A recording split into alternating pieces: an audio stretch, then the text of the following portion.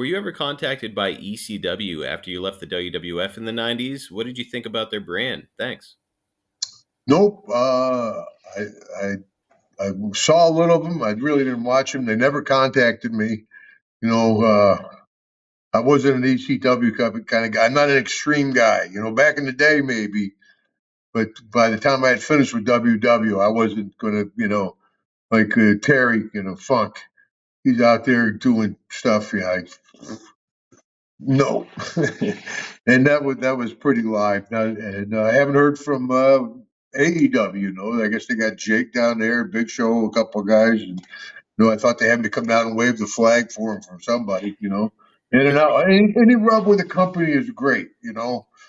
But not this past year, but the year before out in Los Angeles, they brought me in for the Hall of Fame. And just that little rub with the company, it's important. Otherwise, people, that's the line. He ain't dead. Holy shit.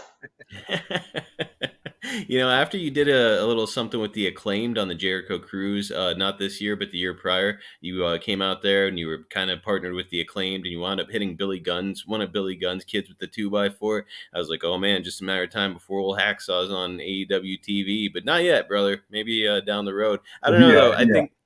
I think Mid-South Jim Duggan could have fit well in ECW. Would you ever do a thumbtack match, Jim? No.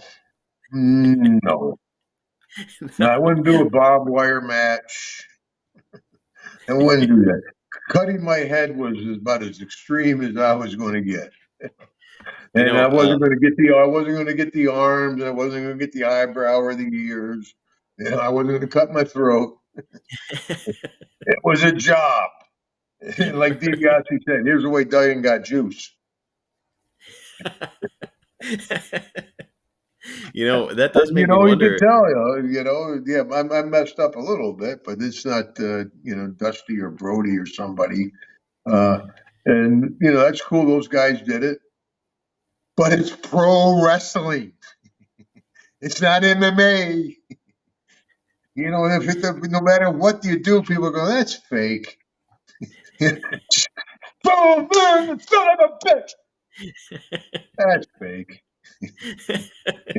And you ain't going to change their mind. And if they do believe it, shit, they miss a guy by that much. That's real as shit, so you're not going to change people's minds.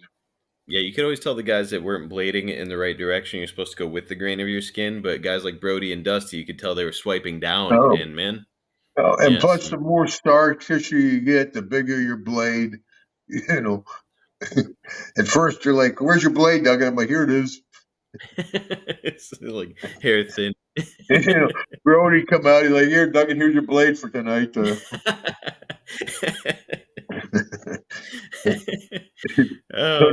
ever let anybody cut you. What the hell? They have nothing invested. The more juice, the better. They'll cut your throat. Yeah. Yeah, but and also the bigger the show, the bigger the blade. Going into the Superdome, I had a much bigger blade than going into Jackson, Mississippi.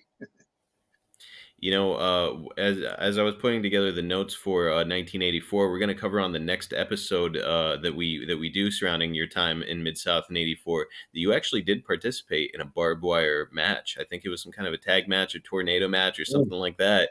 But I'm gonna go out on a limb and say that you weren't. But I worked the hell out of the apron.